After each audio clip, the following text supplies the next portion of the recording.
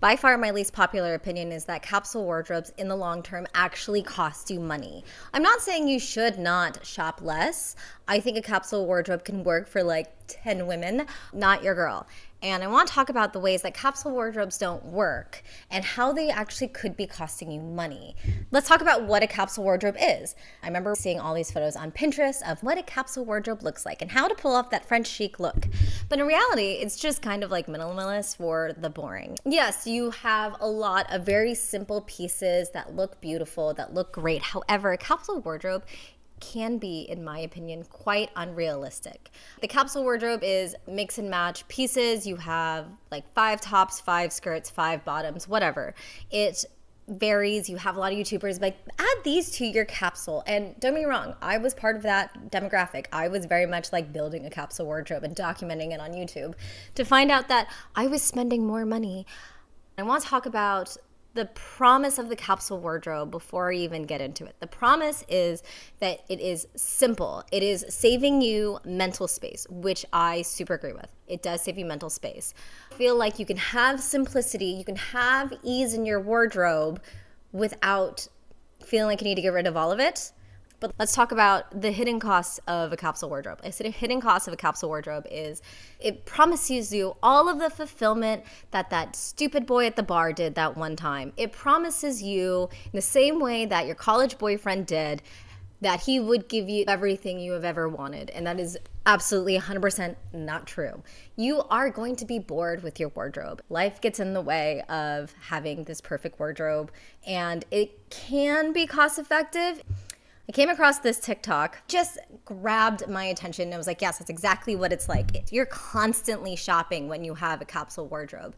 And not only are you shopping, you're shopping more expensive. There is this pressure to be perfect. It's to buy perfect. And it can lead to overspending. So if you are looking at your wardrobe, it's like, once I buy that perfect white button up, spend a few $100s on the perfect white button up, then my wardrobe will be complete. Then my capsule will be perfect. Which is not true. If you are constantly hunting down perfect, that means you are going to buy a lot of things that are perfect, and none of them are going to be perfect. No piece of clothing is going to be perfect because clothing is man-made. Humans make mistakes. Even if they're machine-made, they're probably going to also be made with mistakes. You are putting a lot of pressure on yourself, which is also kind of giving you agency to spend more. You're like, well, it obviously makes sense for me to drop $1,000 on a leather jacket right now. Let's talk about timeless fashion. I do believe that you can have clothing that will withstand the test of time. There are a million fashion icons who have withstood the test of time, but that's because they weren't particularly following trends. They were just being themselves. And what we deem as timeless now will be dated in the future. And if you do not believe that, you might be a little delusional, and that's okay. If you are very okay with just buying once and never replacing or never updating or never being in style, go for a capsule wardrobe. However, for some of us who like to keep things fresh, to keep things new, it means that there's this extra pressure to withstand these trend cycles. Like what's timeless in like 2010 is going to be very timeless than what's timeless in 2024. It costs you money to find those things, and you're also adding a lot of pressure on yourself. In reality, fashion should be fun. It should be enjoyable. It should be something that you get to do because it's great and it's like a good time instead of feeling like you have to be perfect. And that's my biggest problem. You have to be okay with knowing that your outfit is going to age in the same way that you need to be okay with that your face is going to age, but you need to enjoy it in the moment. You need to have fun. If you are so scared to try something because it's going to look dated, then what you are doing is you're preventing yourself from enjoying life. I know that alcohol is not going to be good for me, but I'm still going to have a glass of wine or two every week because I want to enjoy life. This pressure to be timeless will actually probably date you more. If you want to actually be timeless, what you have to do is defy all trends and just be true to yourself. And that also takes a lot of self-assurance that I'm still developing, but you have to develop this feeling of self-assurance that a lot of previous fashion icons did. We are now in the day and age where every celebrity has a stylist. There are no big celebrities that are carving the way for society. Let's talk about the psychological impact. There is such a thing as having too much, but There's also a feeling of not having enough. If you have a capsule wardrobe, you might fall into the scarcity trap, which is also why you might shop more. But this scarcity trap, this feeling of I don't have that many clothes, this psychological damage that you're going to do to yourself. If you restrict yourself too much, you might overdo it. If you are on a caloric deficit for too long and you restrict too much, you might overeat. You have to take into account there is going to be a psychological backlash if you decide to go on a capsule wardrobe journey.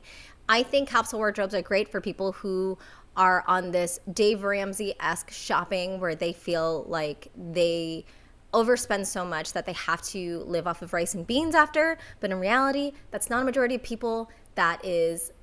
We do have a clothing problem. We do have an overconsumption problem, but underconsuming is also going to be a problem. You don't want to play impoverished. You actually just want to enjoy and take care of what you have. Which brings me to my next point, maintenance costs. If you have a capsule wardrobe, there's a maintenance cost to a capsule wardrobe. That means resoling shoes, which you should do, and taking things to dry cleaners because you probably bought higher quality products that you can't just throw into a wash and dryer. It's going to cost you more money in the long run. I think when people buy clothes, they don't actually think about the longevity and the cost of maintaining those clothes. It costs money to have a capsule wardrobe. So let's say if you have a capsule wardrobe and you only have one white t-shirt, which is hilarious because I have like 12, but if you only have one white t-shirt, on the day you want to wear that white t-shirt, you can't wear that white t-shirt. You have to do laundry more often. That's going to up your water bill. You have to take into account that there are all these small things that could mean a capsule wardrobe isn't sustainable for a lifestyle. And I feel like capsule wardrobes are really meant for really rich women who can constantly cycle out their clothes and sell things because they bought things from the row or things that are high quality. You're going to go like Vince or something. It's not really sustainable to like the average person. There is maintenance costs when it comes to a capsule wardrobe. You have to get things dry clean, you have to wash it, you have to resole things. Don't buy things you can't maintain. I have so many, and I'm gonna call this brand out right now, Reformation dresses that are made of not plasticky materials, but a lot of high-end recycled polyester that I cannot throw in the wash because it'll be ruined forever, so I have to get it dry cleaned. And those dresses are very expensive to me because every time I wear it, I have to get it dry cleaned because I'm probably going to wear it to a wedding and I'm probably going to sweat. Therefore, I can't just rewear it the next day. It does cost money to maintain a capsule wardrobe, something that most people don't think about. I feel like I have a really good balance now. I don't really buy a lot of things unless I'm really, really sure about it. I buy things with a really great return policy. I also buy things and I really value what I own, but I also own things that are realistic for my life, on top of the fact that I own things that I really just love now. In the way that a capsule wardrobe has actually added value to my life, where I value what I own more, it also has given me a dark side where I felt like after my capsule wardrobe and after I realized that it was not working out, I overspent. I spent so much money. So now I rent things. This is a rented sweater that I'm currently obsessed with, but I rent things. I keep things that I know are going to last me a very long time. And I keep things knowing that if they're out of style, I am still going to want to wear it, which is true, which is like the best relationship to have to clothing. If I can give you advice at all, it's to learn how to love your wardrobe, learn what works for you, absolutely invest in yourself, but don't feel like you have to limit yourself to something like a capsule wardrobe. And for people like me who have pets, who have a job, who travel all the time for work, capsule wardrobes are not reasonable. I want to be able to guard them in my clothes without worrying if I can wear it the next day because I don't have another t-shirt. If you are considering a capsule wardrobe, you have to consider the cons of a capsule wardrobe. It's the same way that if you're going to buy a house. Yes, you're going to buy a house. That's exciting. If you feel like you're going to save money long term, that is going to be awesome. But that also means there are hidden costs with it. That also means that you have a different lifestyle because of it, and you're restricting yourself in a way that you don't really need to. I don't condone spending a lot of money on things you don't need, but I definitely don't condone a capsule wardrobe if it's not actually going to work for you. I'm not shaming people out of building a capsule wardrobe or buying high quality things or buying things that'll last long term. What I am saying is hold off on decluttering your closet and just take a beat and really look at your life. It is so easy as someone with ADHD to feel like this is a thing that's going to fix my life and I'm going to jump full blown into it. You don't have to do that. Take a beat, figure out what works for you, And then start, and if you really want to build a wardrobe that feels very fulfilling to you and that it is cost effective, wear what you own, love what you own, and learn what your values are when it comes to clothing. You will develop a much stronger sense of self and a much more cost efficient wardrobe if you learn some gratitude of what you already own in comparison to buying a bunch of things that you feel like are going to fix your life. That will not. Thank you so much for watching, and I'll see you later.